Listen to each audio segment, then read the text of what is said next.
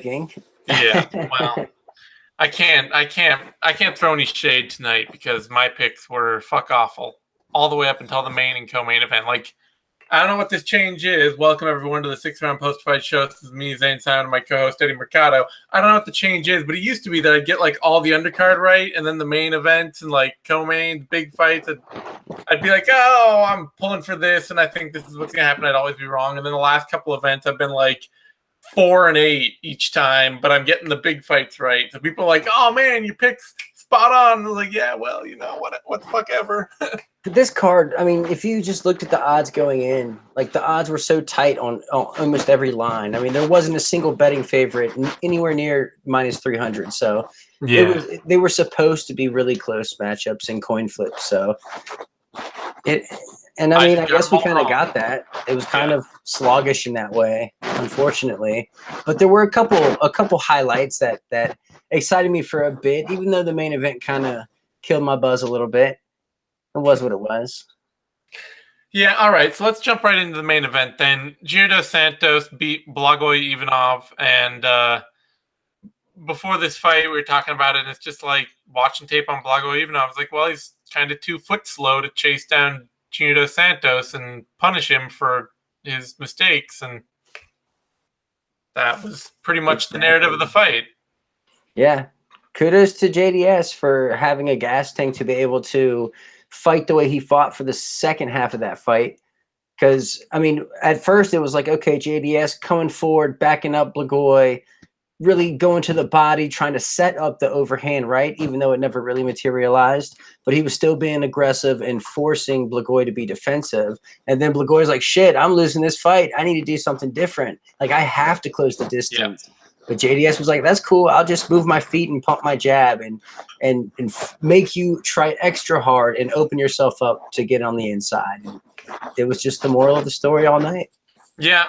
I was willing to give Ivanov maybe one late round just because he kind of was landing some better shots as Junior Santos was just kind of like coasting out on his jab and all that. But it was definitely a fight that Dos Santos set a tone and then ran away with it on a volume-based experienced range game against a heavyweight who has a very powerful fighting style for regional heavyweight and not one for elite UFC competition.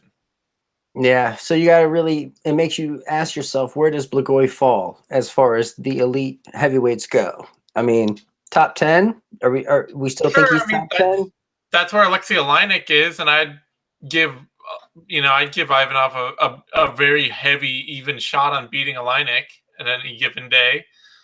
So, yeah, he's right in the edges of the top 10 right now, but I think a huge far cry from the top 5. I think a big thing about Blagoy is that he's so freaking durable that like he has a chance in any heavyweight fight. Oh yeah, just because of that. He's got the basic things that mean as a heavyweight that you're gonna last a long time no matter what, which are that he's a hard puncher and he's tough as shit. And if you hit hard and you're tough as shit at heavyweight, you will be in every fight. Dream fight for me, him versus Mark Hunt. That's like, oh man, I've wanted to see that for so long now. Like, yeah, I mean, Hunt should be able to just do what JDS did, but Hunt's also lost a step. But JDS has lost a step too, and it didn't make that big a difference. Which would actually surprise me that the gas tank of JDS held up the way it did. I mean, even when his nose got broken there, I'm not sure if it was broken, but it looked pretty broken there at the end in that final round. But he was keeping it moving.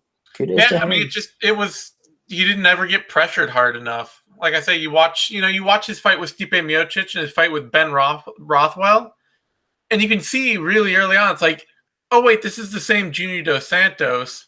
He schools Ben Rothwell, but against somebody who's fast enough to actually push him against the fence and just like keep throwing while he's on the fence, then that same style just absolutely breaks down. And here in this fight, there were moments in that fight where Junior Dos Santos, like Ivanov would throw a big hook and JDS would like take a huge leap back, and then he'd look over his shoulder and he'd be like, whoa, the fence isn't right there? What the fuck is this?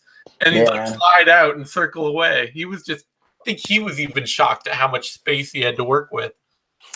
Blagoy, he just seemed to like he had those bursts, like especially late in the fight, he would come forward, but it was just for very brief moments, Yeah. and he was really sucking wind there at the end of the Oh, yeah. fight. So it just he wasn't able to sustain the sort of sprint he needed to put it on JDS for long enough to do any real damage. Yep. Just a solid levels to this game kind of win for Junior Dos Santos against a guy tough enough that he wasn't going to knock him out. And it's just like, well, you're just going to be a much better boxer then for 25 minutes. And that's something JDS can do. Yep. Before that, Sage Northcutt beat Zach Otto. And, it's like, if you're a Sage Northcutt hater, you got some fuel for this fight. You got to be like, oh man, he got cracked immediately, taken down, and like beat up for half of the first round. And if you're a Sage Northcutt fan, you obviously got plenty to be thrilled about. Where like he hung tough. The moment this fight got back up to the feet, he just dominated Otto all the way through the rest of it. The truth is, though, that whether you love Sage Northcutt or hate him, every fight he's in has become appointment viewing because it's always going to be wild. Yeah, he's must watch as far as I'm concerned. Yeah. And it's like I'm indifferent to him as a person. Yeah. But like I don't love him and I don't hate him. Like, I respect him and I'd like to keep watching him. But as far as his fights go, like I can't think of a boring Sage Northcutt fight. I mean, he brings it, and yeah, good chance he's going to put himself in some bad situations to make it like entertaining. Like, oh shit, he's about to lose it again. Oh wait, he pulled it out. Sick. Exactly. Like that kind of thrill, that kind of drama. It makes a fighter somebody you always have to look out for because Northcutt, like he's clearly a way better athlete than 90% of his competition is going to be, but he's also he's going to suffer forever from being a kid who came up with a lot of really bad training and a lot of really bad habits that he's going to have to iron out for years from that training. Yeah, but I think he's doing it. I mean, yeah. Otto, he looked good on the ground there in the first round. Like he had this one mount attempt. He only had mount for like 3 seconds, but the way he set it up was just so gorgeous. And it's like clearly he's better than Sage on the ground here. But it's like Sage is strong enough to just kind of hold these positions long enough to where he can get himself your back. Mic is rustling a ton. If you can keep it off your shirt there. Oh, is that better? Yeah. Okay. Just whenever you move around with your gesturing, it's just like my damn gesturing. It always gets the best of me. It was the best of times. It was the worst of times. Yeah, no, I think that speaks to too, like the whole athletic levels is that, even sometimes you see fights where even with like a much better athlete, a fighter can hang with them for a while and like make it look competitive. And a lot of times they do that at the expense of their gas tank. Like it's like, oh yeah, I can hang with you for 2 minutes, but I'm going to do that by pushing way harder than I'm prepared to. And by the time they restarted the second round, Otto was just done. Yeah, it's sad but true. But good on Northcutt. He's stringing together some wins now. Can't say the kid doesn't have heart. Oh yeah, I mean he got a lot of shit from tapping from half guard. Yeah, he did. What are you gonna do? He's like I say, he suffered from a lot of poor training in his career that he's going to have to overcome, and that's going to come with a lot of learning experiences, a lot of mistakes, and a lot of stuff where you see something land, like Otto just comes out and puts hands on him, and Northcutt drops, and you're just like, whoa. Why are you not ready for, why aren't you ready for this? And he's going to have a lot of those moments, but that's what makes him fun to watch. He was pretty much knocked out for in the first 5 seconds, but like he did enough for that last minute he was on the feet to make it a 10-9. Yeah. You know what I mean? Like it was going to be a 10-8. I mean, he was hurt. Yeah, he didn't have to, to make it him lose a 10-9. You're right. Yeah, right. It would have been a 10-8. Yeah. Yeah. So now welterweight, who does he fight next? Who's the next beatable but fascinating fight? What's the next beatable but fascinating fight he can take at 170? Saw people talking about Northcutt versus Mike Perry. No, fuck no. No, sir. I wouldn't want to see that. Not yet. What? Well, I kinda, the like horrible part of me wants to see Sage Northcutt versus Abdul Razak Al Hassan.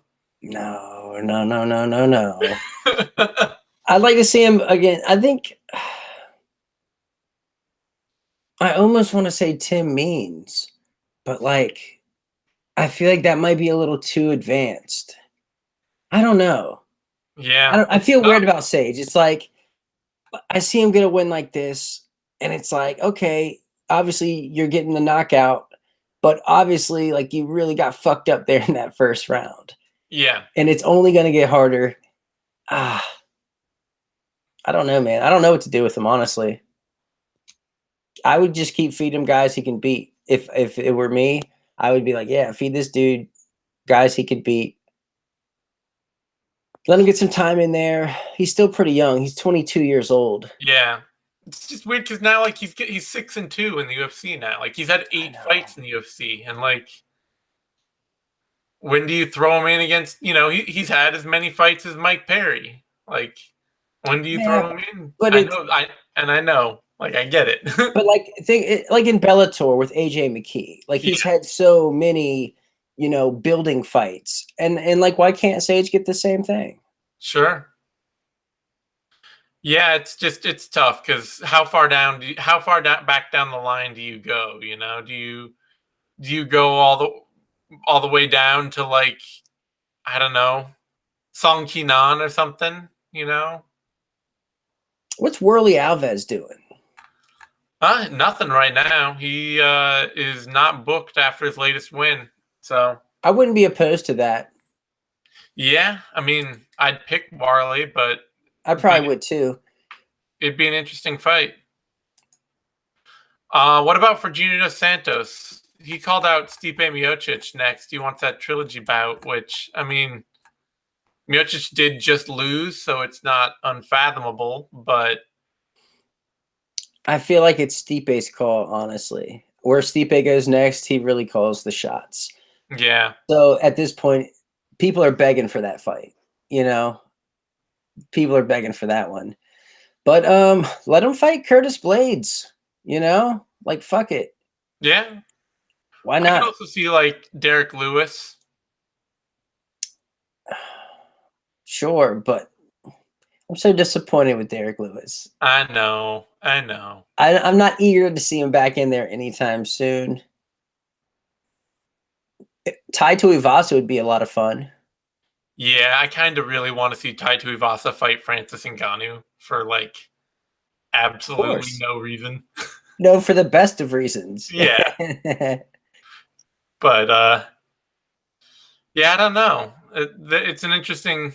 He's kind of at a point where like it's either throw JDS right back into the top of the heap and into the hunt, or give him a veteran fight that he can probably beat. Give him the winner of Tybura Struve or something that just doesn't feel that meaningful. Yeah, because honestly, Stipe deserves a rematch. He really does. Like, why that isn't like an automatic thing, I don't even fucking know. But you're gonna Yeah, call him the greatest UFC heavyweight of all time, yet he doesn't get an instant rematch? That's some bullshit. yeah. Well, that's the same. Like, well, I guess they did give.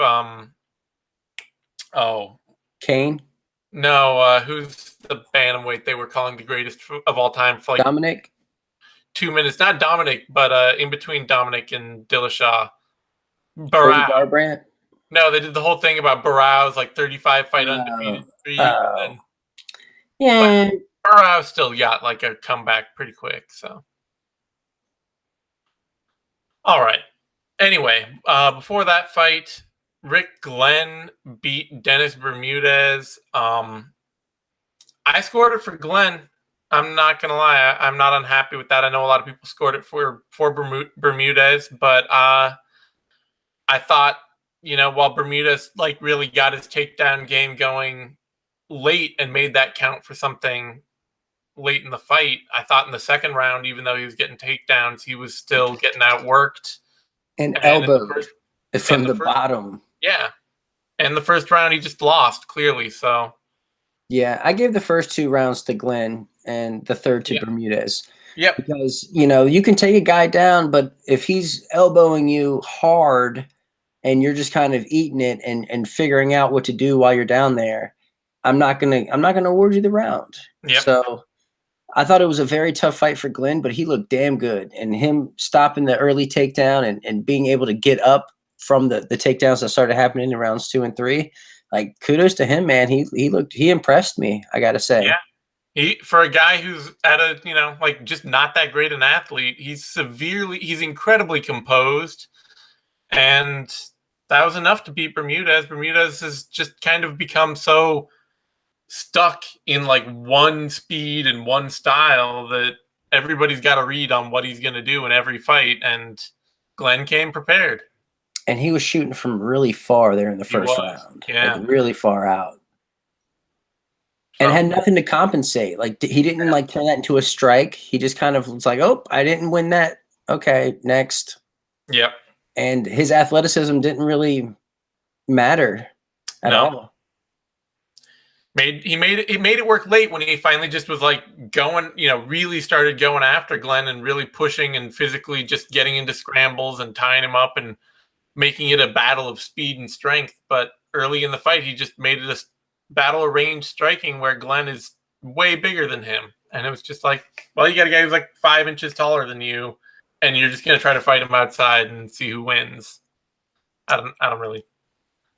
Not a good look. Yeah. Before that, Nico Price knocked out Randy Brown. And what in the fuck? This was nuts. Like, I've never seen this before. I've seen something somewhat similar with Andre Arlovsky and Marcio Cruz. Mm-hmm. That was somewhat similar, but not like this. This was like knocked out cold. Like, so usually when guys roll for leg locks, you'll see them get pounded out. Mm-hmm. It's rare that you see the guy that rolls for the leg lock knock out the dude on top with fucking hammer fists. That was wicked. That was fucking wicked. And the thing too is that like, afterward they're like, did you train to do that or whatever? And Price is like, heck yeah, I did. And then you watch the tape, like you watch the way it ended, and he's got the foot hooked right around Brown's neck, pulling him into the hammer fist. And it's like, shit, I don't know if you trained for that or not, but he sure as hell knew what to do when the moment caught him. Yeah, and it wasn't just like arm punches. He was like pulling Brown into him as he was connecting, and it was vicious. Yeah. And it was so weird watching it because I saw the first one land and Brown did nothing, and the second one landed and he did nothing, and I was like, "Is Brown really just gonna sit there and take these?" And then he went out cold, and I was like, "Oh shit!"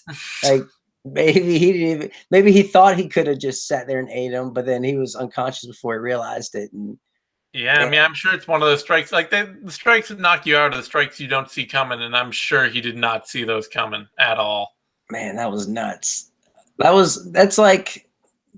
That's candidate for knockout of the year just because of how unique it was. And it totally continues Price's whole thing of being a fighter who is always like losing or just in like a really ugly fight before he finds some sneaky power that you're just like, what the hell is that? It doesn't look like you hit him that hard, but dude just, he's got that weird build, like the super long arms with the super big hands where you're just generating so much torque off that you don't have to have that much of your body into the punches for them to hurt a lot. And he's one of those dudes who just finds a way to win. Yep. He's a winner. Like some people are just winners. Some guys find ways to lose. This guy finds ways to win, and it's always crafty and unique and different. And he's special. Like this dude is special and needs to be. He's must watch. He doesn't do boring. I mean, he's another fighter who he's always going to be in some bad positions. You're always going to be like, oh man, I don't see what Price is going to do here. And then next moment you're like, the shit. Two things. Number one, this is who should fight Mike Perry. Number two, this is who should fight Sage Northcutt. Yeah, they'd both be fun fights, no question. I'm cool with either of those. Let's see, where's Price now at this point in the division? He gotta be top 20, right? Well, I mean, he's 4-1-1, so Yeah, a win over Randy Brown isn't going to be top 20 at welterweight, but I mean, But like he's like knocked out Alan Jouban, choked out George Sullivan. yeah, it puts him right in that same area where like Warley Alves and Vicente Luque and like Zach Cummins, although he just lost, and Ryan LaFleur and all those other dudes are hanging out, just like a whole bunch of people who have a bunch of wins but haven't yet got that big win that's gonna mean a lot. I mean, it's definitely the top third of the division. It's just the division's 100 people deep. Yeah, but I mean, I just think with the way he wins, kind of gives Yeah, him more credence over other people. definitely a great win tonight and fun to watch. Before that, Chad Mendes beat Miles Jury, and This was cool. I was so happy to see this. yeah, Mendes just an immediate return to the form he had before his suspension. Looked like a whole different athletic level than Jury, and it continues Jury's thing of being like really, really good against the really mediocre athletes out there. And then whenever he faces an elite test, they just totally run shop on him. Yep. I mean, Mendes, all credit to him. Like he did exactly what he needed to do. He kind of got his feel back over Yeah. the first half of the round, so to speak, and then man, it was like I feel like the first left hook you threw dropped Jury. Like it was Yeah. just one Just punch. a nice leaping left hook.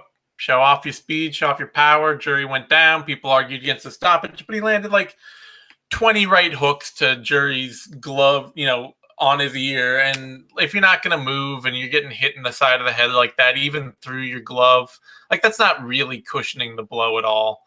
No, I'm and fine with it's the ref stepping in on that. yeah, you can only take so many of those, and it was just a cool moment too. I'm Yep. glad he got the finish like that, because I mean, like the division is fucking shitting their pants right now. Like, damn it, they were hoping Mendes took a loss there and was like, okay, you're not the same without the juice, boy. And then it's like, fuck, he's actually the same motherfucker, the same scary guy that's heavy-handed and has a killer instinct and has this mean wrestling game that we don't even get to see because his hands are so nice. Yep. I'm Yeah. so stoked to see him back. Great win for Mendes in that division. And he called out Brock Lesnar. Yeah, no, I love that. Called out Brock. Volkanovski called him out, which, I mean, Ballsy. I I respect won't that say no. man. I won't say no to seeing that, but Mendes is looking for a fight in the top 5 right now. Hell, I mean, Jeremy unfortunately, Stevens. Jeremy Stevens. well, That's he's the fighting fight. Jose Aldo. Stevens Aldo is going on, but if Stevens wins that, then That's what I want to see. yeah, I mean, I could do with that. Looking at who else is out there, obviously Ortega and Holloway are kind of tied up right now. And otherwise, Josh Emmett is out and injured, and Cub um, Swanson. Cub Swanson's Swanson is fighting Hinata Moicano, and then there's Frankie Edgar, a Frankie Edgar rematch. Man, whew. Frankie served him. I know. I'd be up for it though. I would. Hell yeah. I mean, honestly, both of those guys are must see. So Yep. anyone Mendes fights is going to be fun. Yep. Yeah, that Frankie But Edgar I don't fight was think weird the enough. Volkanovski fight does nothing for him though. No, yeah, I don't think he's going to take that fight. Though, he's talking about top 5. Volkanovski even admitting that Elkins shouldn't have fought him, and he's not wrong. All right. Before that, Kat Zingano beat Marion Reneau, and man, if ever anybody put on a Kat Zingano performance, it was Marion Reneau.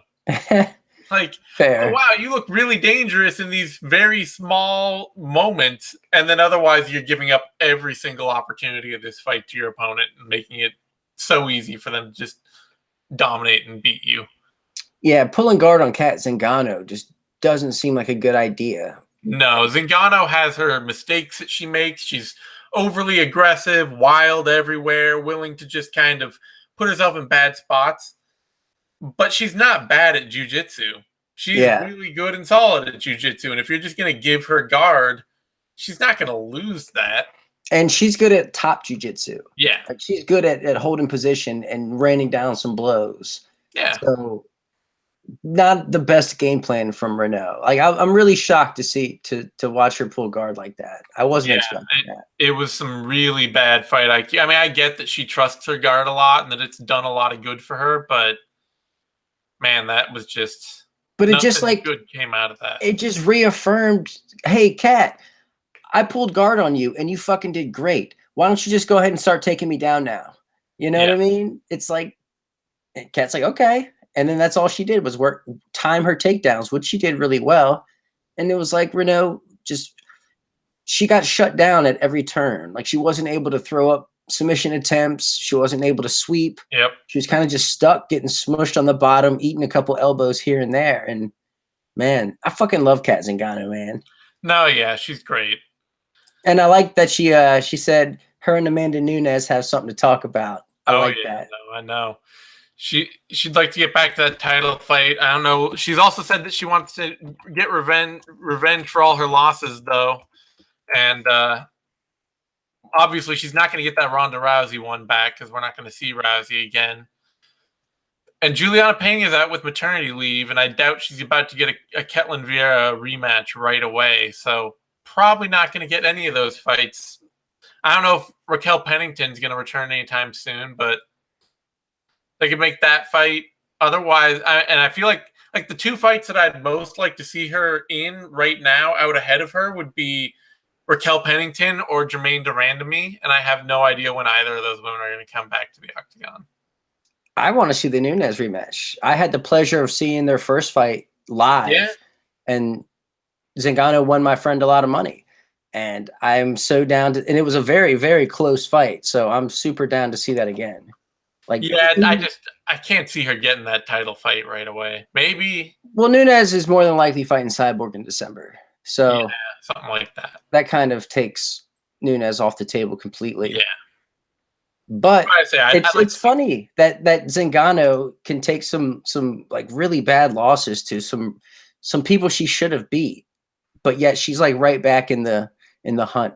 Well, she's an exciting fighter who's always like working and fun to watch, and obviously really has a lot of she has a lot of heart and personality that she's constantly putting out there. So it's easy to go to like connect and be like, oh, I want to see her do so well. Yeah, and then you look at who else is in that division, and you're just like, well, you got Sarah McMahon on maternity leave. Raquel Pennington just lost the title. Marion Reneau just lost Kat Zingano. Betcha Correia. Jermaine Durandamy's been injured forever. Juliana Peña's out with the baby. Ketlin Vieira, she lost to, and nobody cares about Ketlin Vieira. It's true. And then you're down to like Lena Landsberg and Aspen Ladd. Yikes. Like, Well, hopefully Zingano winds up in a real high-profile fight. Yeah, hopefully they can find somebody out there to fight her. Before that, Alejandro Perez beat Eddie Wineland. I disagreed wholeheartedly with this decision. Yeah.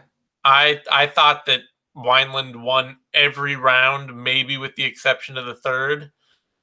Perez just kind of gave him a ton of range and didn't counter that much. I guess he landed his jab well all fight, but he ate a lot of harder punches from Wineland that, like the punch numbers for Fight Metric, which may have been adjusted since, had like, it was like 48-53 Perez outlanding Wineland. And at that point, like, I would give Wineland that for the better shots landed. Yeah, I mean, he definitely dropped Perez in the first round. And so, like, automatically in my eyes, that's round one in the bank for Wineland. Yep. Round two was really, really, really close. So, I mean, I can argue either way. I wouldn't say this was a robbery. In round three, it was kind of more the same. Yeah, like, I mean, it's pressure from Wineland. It's a really close fight. It was just a really close fight where I saw Wineland landing the harder shots. And so if it's close and I see him land, I don't see the argument to make for Perez on like a difference of 5 strikes, but it was, the judges made it. They didn't. Yeah. And this wasn't the first time in the night that the judges, I think, got it wrong. There was a lot of weird scoring. Whether I believe that Bermudez or should have lost to Glenn, or Glenn beat Bermuda, or whatever, or whether you pick Perez or Wineland, or the Volkanovski Elkins fight, Scoggins Nurmagomedov. There was just a lot of weird scoring. A lot of wonkiness going on there in Boise. Yeah. So at the same time, like, it sucks for Wineland, and I don't like seeing him lose because he looked like back on form. He looked very close to a classic Eddie Wineland performance. I'm glad to see Perez keep winning just because it's fresh fights in the division. Yeah, he's on a little streak right now. That's what, 6 straight? Yep. That's crazy.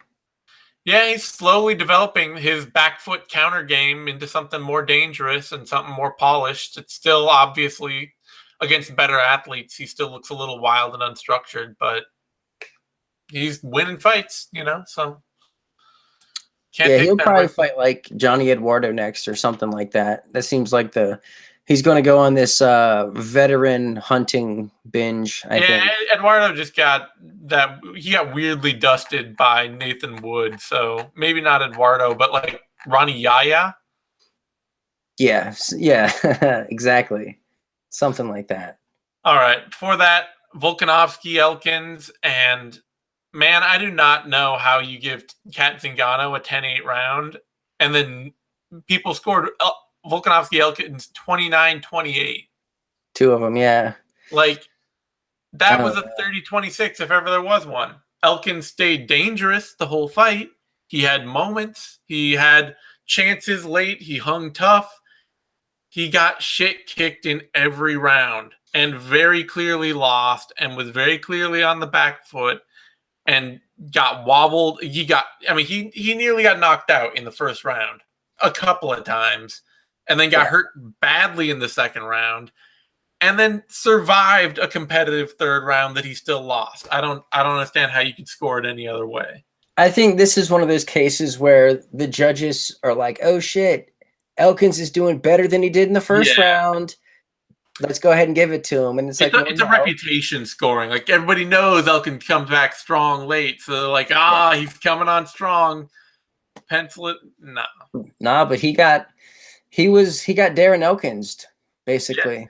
Yeah. He got grinded on, and that's never easy to do it to the guy that's trying to grind on you. So that's super impressive as far as I'm concerned for Volkanovski.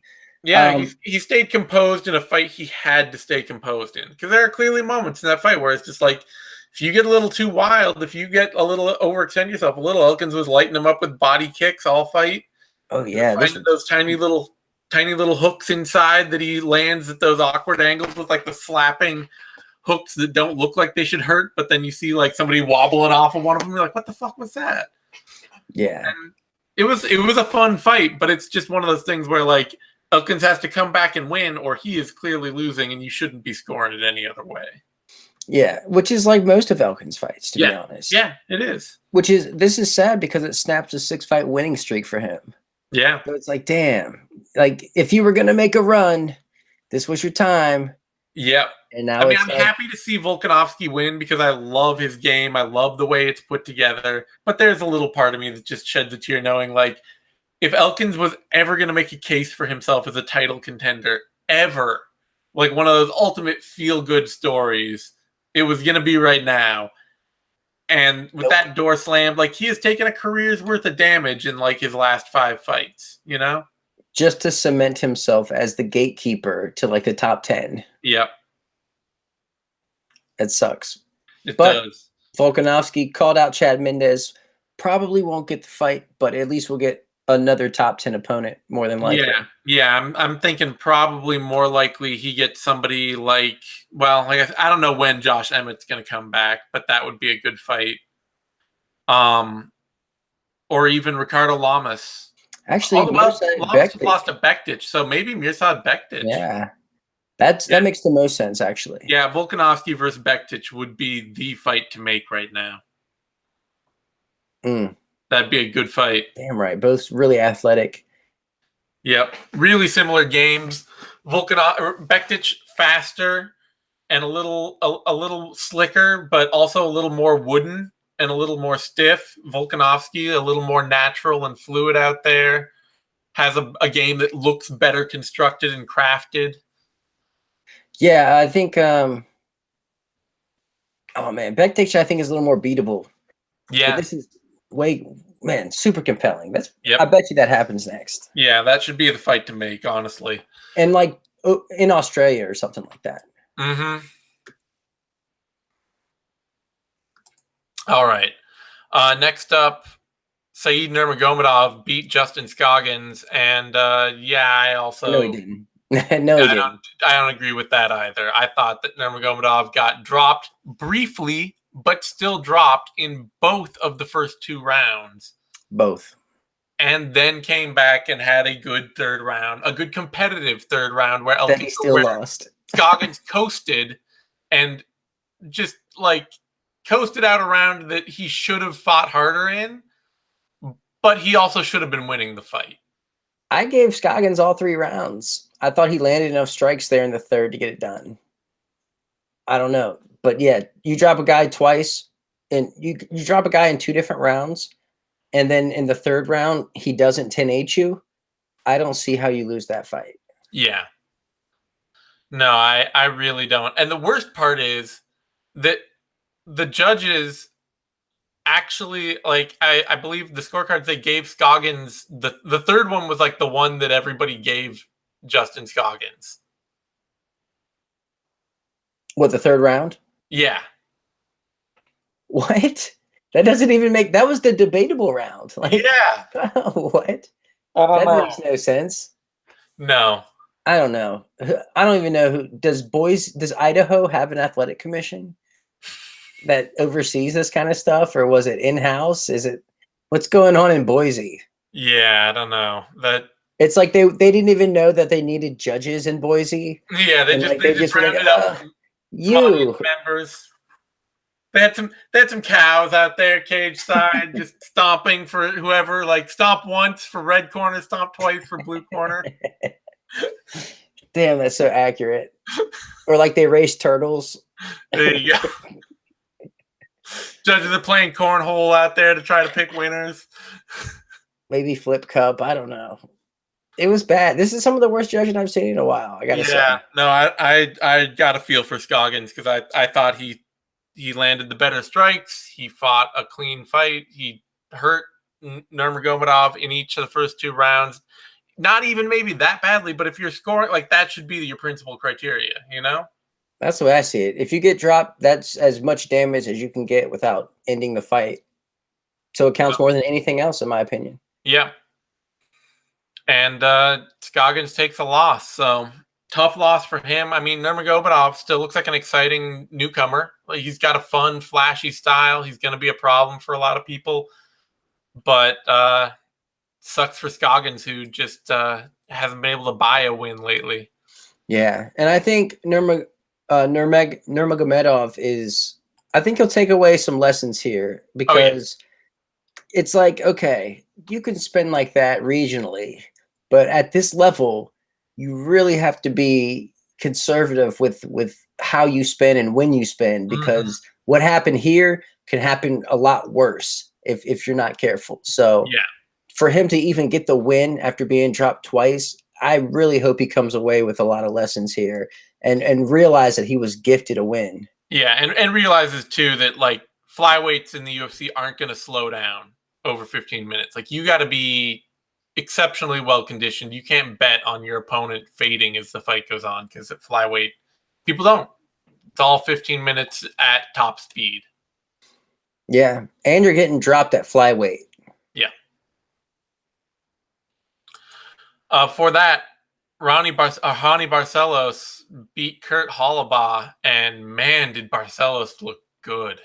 Like, yeah, dude, his feint to uppercut was fucking yeah. sweet, and he kept doing it. I was like, damn, dude, that's money. That reminds me of when Kevin Randleman knocked out Mirko Krokop back in the day. Like, he faked the takedown, stick him. They try to defend the takedown, get clocked. That's pretty shit. Yeah, and I mean, it's weird. It's fun because, like, watching him regionally is like, oh, he kind of throws a lot of big power shots, one at a time, and doesn't chain them together that well necessarily. And then in the UFC, like, it wasn't that he, like, added a lot more, like, soft punches and I'm gonna like stick a jab out there and work behind the jab and all that. I was like, I'm gonna lead with an uppercut and then I'm gonna throw three right hooks behind it, and that's gonna be my combination. And he just all power all the time, carried his strength late, carried his output late, showed some really nice wrestling as the fight went on. I mean, Brazilian national champion wrestling is not necessarily what I would go to as like, oh, he's a great wrestler, but he looked like a great wrestler. So Yeah, not as good as what they have down in Peru, we'll say. yeah, But there you go. um, but yeah, man, he looked really good. And I love when fighters will do something similar with, oh, I got this guy hurt. Let me go ahead and double, triple, quadruple up on the same side. Mm-hmm. Because a lot of times when people are hurt, they start bobbing and weaving, going from side to side. So if you just keep throwing the same side, when they think the other side's coming, they're open. Yep. And dude basically scored a walk-off uppercut knockout here. They ruled it a TKO. It was a KO. It was a fucking KO. And it's the first time Hollabaw's ever been knocked out. So, He's tough. And he was looking sharp early himself. He was landing just as much as Barcelos was, and he was in it up until the third, and then it was like, shit. You got caught, homie. Yeah, I'm excited to watch Barcelos fight more. I mean, the way his game has gelled from the regional scene to the UFC, like, that's a dangerous game right there. If you can put together that kind of power for 15 minutes and mix it in with takedowns and just stay on people, be aggressive, and have that kind of chin that he had to take the strikes that were coming back from him from Hollabaugh. And his timing, like the way he was ducking under the strikes of Hollabaugh to get the takedowns was fucking sweet. Like he had Hollabaugh fully committed. We're knucking, bro. We're striking this out. Psych, takedown. Yep. Damn right. Like that's what I'm talking about. Really pretty performance from Barcelos. Love to see that. For that, Liz Carmouche beat Jennifer Maia, and really, honestly, the best performance Carmouche has had in a long time. She showed up and she's always been more physical than most of her opponents, stronger and faster than a lot of them. And it just never seems to click in her fights where it's just like, oh yeah, she'll get a huge slamming takedown one round and like work some top control. And then the next round, she'll just be on her back foot, kind of fading away and getting stuck on the cage and not knowing what to do. And she had a few moments in this where Maia pinned her to the fence and outworked her with knees. But every time she got a moment to turn it around and implement and just be stronger than Maia and take her down and work her over, she did it. And just a good, strong, solid performance from Carmouche. Yeah, that opening sequence was so beautiful. Carmouche comes out, they clinch up, knee to the face, right to the takedown. It was like, damn, Maia might be in trouble here. Yeah. And like it was weird typing out the results post because it was like Maia gave up the full mount. And I was like, damn, I just typed Maia gave up the full mount. I don't think I've ever said that or typed it in my life, But I think Carmouche looked great though. Like she was just so dominant on the ground. Yeah. Like, what are you gonna do? If she could have had this performance against Alexis Davis, she'd be, in a lot better position in the flyweight division right now. But we'll see if she can build off this and see some consistency. Her camp is really on fire right now. Yeah, like a lot of awesome camp. Yep. Yeah, a lot of those fighters are really firing on all cylinders. So I don't know. There's something good in the water out there. So Carmouche might be, she's a vet and she's been around, from the beginning. Literally, she was the first female fight in the UFC. So maybe she can get herself a belt or at least compete for a flyweight belt before she calls it a career. For that flyweight bout, Mark De La Rosa, Elias Garcia, and I swear somewhere I saw that De La Rosa was like 5'4" coming into this fight, and Garcia was 5'6". Then they get in the cage, and it's like, oh, they're both 5'6". And that kind of switched things up for me a bit, because my feeling was that Garcia, I knew he was more creative on the feet. I thought he'd be bigger and thus harder to control and all that, but nope. De La Rosa kind of horsed him around. Yeah, De La Rosa looked good out there. Yeah. Like, a lot better than his panic performance against Elliott, where he was like fouling and like getting kind of dirty off his back and panicking. You could see he was just like really upset that he was getting worked over by Elliott so bad. I mean, he is super young too. Yeah. I mean, he's 23 years old. But I mean, once he took the back, though, it was over. Yeah. Like it was a wrap. Like Garcia had nothing for him once it went there. Like absolutely nothing. So Yeah. excellent performance from Mark De La Rosa. His wife just won last week. So good time to be a DLR, I suppose. Both winning by rear naked choke, no less. Yeah.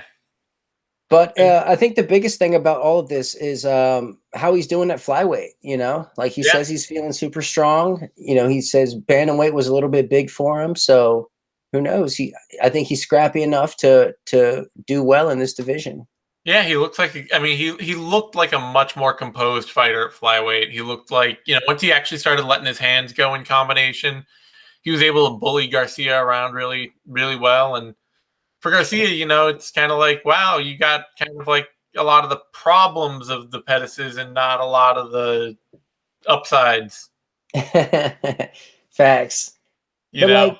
like, man, the grappling of De La Rosa is really, I think, Yeah. underrated. The way he was Well, I mean, it's escaping, underrated after he got schooled by Tim Elliott, but the way he escaped those triangles yeah, was so badass. He just started doing the helicopter spin. I know that was super fun. That's so much fun. So I need to see him again and soon. Yeah, good fight for him. Before that, Jessica Aguilar beat Jody Esquibel and just kind of outworked her. Esquibel looked kind of shocked at the decision, but she just got out Well, hustled. that's because when she went to the into her Yeah, corner between round 2 and 3, she was like, "Am I down 2?" And Jardine was like, "Oh no, you're up. Gave you both 2 rounds, but one of them was kind of close." yeah. It's like you're lying to your fighter.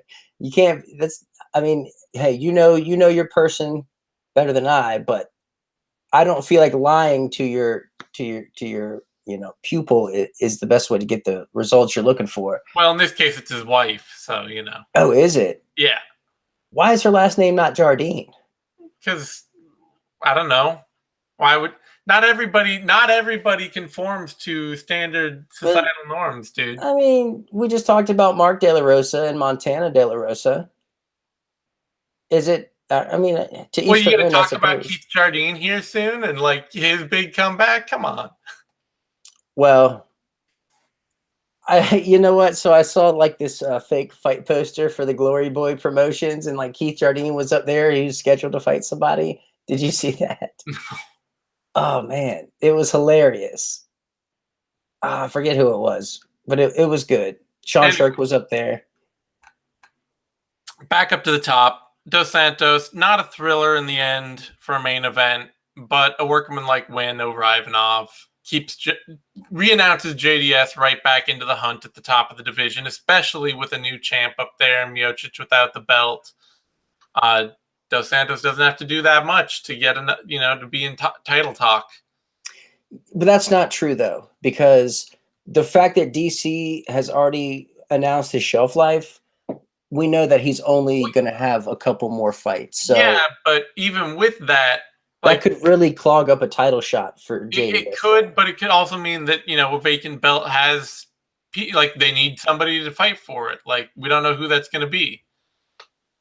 I just feel like I don't feel like he's going to get anywhere close to a title shot, to be quite honest. I don't feel like he can build the momentum. I just don't see it. Maybe I don't know. I mean, Not with DC at the helm. well, I mean, like you say, DC is going to be gone before too long. Well, I mean, but it's long enough to where it's going to be a long while before JDS is getting anywhere near a title shot. Maybe With guys like Stipe, you got Derek Lewis. It's. Well, you just said you don't want to see Derek Lewis fight again. And what if Stipe fights? I don't have a choice though. Like whether I want to see him fight or not, he's gonna fight. I know, but I'm just saying, like, or I'm just saying I don't have hopes for him. I think JDS has a lot more hope than if Miocic was still champ. Is my point. But at least the belt would be getting defended more often. I feel like it's really about to not get defended here for a bit. That could be. We'll see. All right. On that note, you can find me on Twitter at TheZaneTime. You can find Eddie on Twitter at the Eddie Mercado. You can find both of us over on BloodyElbow.com. Day in, day out. We'll be back next week for UFC Hamburg. It's a Sunday card, right? Yeah, it's a Sunday card, and not sure what our live coverage schedule will be for that because it may be on a weird time schedule. Probably be doing live play-by-play, do a 6th round and all that for it. We'll certainly have the vivisection and If I Did It and Care Don't Care and Heavy Hands and all our normal shows. So tune into all that. Subscribe to MMANation.com, DOTCOM, all spelled out over on YouTube, and give this video a thumbs up. That's a like button down there. Do it. Please do it. Yes, that helps us a ton. You don't know how much. And we will see you all again soon. Thanks, everyone, for tuning in. See you next time.